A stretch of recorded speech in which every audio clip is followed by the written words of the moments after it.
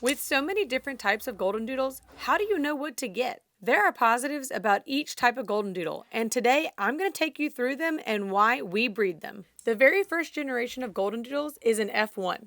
This means they are 50% Golden Retriever and 50% Poodle. It's common for them to be bred with a standard Poodle, which are typically 60 to 100 pounds. Males can be over 100 pounds. They have wonderful personalities and truly look like a wavy Golden Retriever. But the downside is they do shed. I think Bella sheds about 25% compared to a full Golden Retriever. Some people think the size is too big for them. That's why we don't create F1 puppies.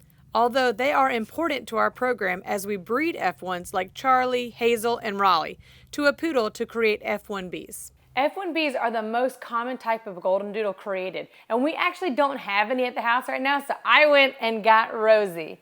She is our miracle dog, and we have been through so much with her. So she actually had a pretty devastating experience when she was a puppy, and she's almost a year old now. So when she was 4.5 weeks old, she was playing with her fellow litter mates, and we noticed that she just had a lack of energy, and we didn't really know what was going on. But luckily for us, we actually took her to an emergency vet, and they told us that she had a parasite called Giardia. It's actually pretty common in puppies, but this just took her down so quickly. She wasn't able to eat, she wasn't drinking, and so they had to do a lot of interventions for her. She spent 3 nights at the hospital, and we thought that she was getting better just with IV fluids and starting that medication for the Giardia. But then we got her back home, and she still wasn't eating. She didn't have the energy level that she should have as a puppy. And we just had a up and down experience with her. She went to another emergency vet hospital that told us really that we should prepare for the worst and that she wasn't going to make it. It wasn't until we were able to get her to Jennifer or Dr. Matherly, our vet that comes and takes care of our 6-week-old checkups, that she really took the time and spent with her and got Rosie back on track. We ended up having to put a feeding tube in twice. Rosie pulled it out one time, and so it had to get put back in. And then we were finally able to get her to maintain her energy level through food and keeping her glucose up. We were able to wean her off of the IV and then finally wean her off of her feeding tube. But her guardian family is amazing. They stuck through it and just really put in the effort and the love just like we did to make sure that this sweet girl was able to just be who she is today, full of energy, eating fantastic, and just being a great dog. But back to F1Bs and what they are. So F1Bs, Rosie, bed, come on. Good girl.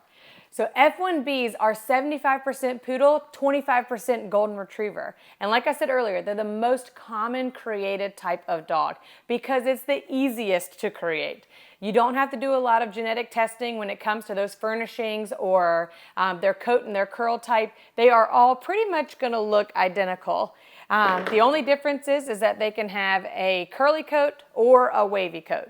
But they end up being around 30 to 40 pounds in our program. Rosie's got a little more weight to gain. She's about 22 to 25 pounds.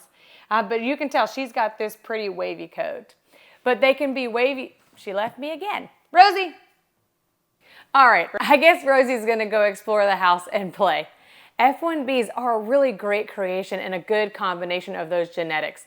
The poodle side is what supplies the furnishings, which is that mustache and beard. That's the most important part of a Goldendoodle, and 99% of all F1Bs are going to have that. That's why they look so uniform.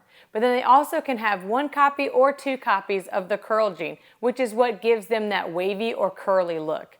Another great thing about F1Bs is that hybrid vigor. It's what gives people the nice and just the reality that diseases are less likely to happen. So purebred diseases like cancer in Golden Retrievers or blindness in Poodles are less likely to happen when you have that crossover of genetics. Nipsey is our poodle, and he creates amazing Goldendoodles. He's athletic, he's fun, and he loves to play with kids. He's a wonderful addition to our F1s to create F1Bs. F1BBs are the most popular dog for families with severe allergies. This combination takes an F1B and breeds with a non-related poodle. Their fur can be wavy or curly. They are very soft to touch and almost 100% non-shedding. Right now, half our litters are this generation. We have Pennies, Oakleys, and Sadie's puppies.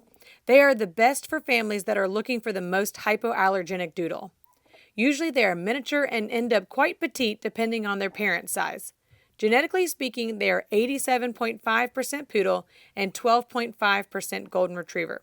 But the characteristics of the golden retriever still push through. When we plan our future breeding moms, we pick ones that have features that show off that teddy bear look. Long ears, wavy to curly fur, and a non-poodle snout. Not that there's anything wrong with poodles, but I'm creating a goldendoodle and people love that teddy bear face. My families report back to us that they are snuggly, easy to train, and love going on walks. Another type of dog we breed is an F2B. This is when an F1 is bred to an F1B. This is a new combination for us over the last year with the addition of Ripken to our stud program. He is Bella's grandson. So far, he has sired 3 litters for us, one of them being Charlie's puppies. For our moms and dads, genetics are so important. Not only for disease prevention, but for their look. Earlier, we talked about that furnishing gene. It is the most important to me in creating the look of a goldendoodle. All of our males are what we call capital F, fully furnished. So every puppy will have furnishings. When breeding an F2B, you need to ensure that they have this genetic composition or else you will end up with an improper coat or what they call a flat coat. No mustache or beard. It will not look like a goldendoodle. So an F2B genetically is 62.5% poodle and 37.5 golden retriever. Why would you choose this combination? It's for a person who loves the golden retriever but wants the less shedding aspect. They also can be a little larger. We are excited to be creating larger medium dogs. We had a lot of people asking us for 40 to 50 pound dogs, and we can finally say we do. These dogs will be wonderful outdoor, adventure-seeking family members that love to cuddle up beside you and enjoy belly rubs.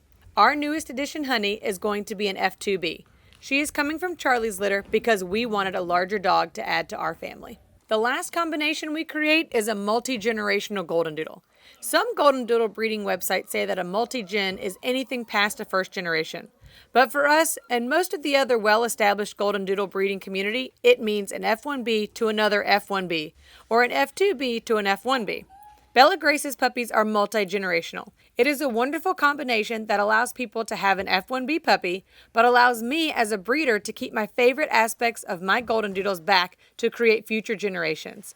I love choosing moms for my own litter of puppies, and after their health testing, picking a stud for them and seeing my look or design for them continue. For example, my moms that are multi-generationals are Maya, Rue, and Penny. All of these moms have a great personality and a variety of curls or waviness that their family loved and chose at puppy picking. Again, the most important aspect of breeding is making sure they have genetics that work with each other. Mosley is our most common stud we use when we create multi-generational doodles, and they create 25 to 35 pound puppies. The only challenge that we have with this puppy is what to call their size, a small medium or a large mini. They fall right in the middle of the breakdown. Minis are 30 pounds and under, and mediums are 50 pounds and under, and anything above that is a standard.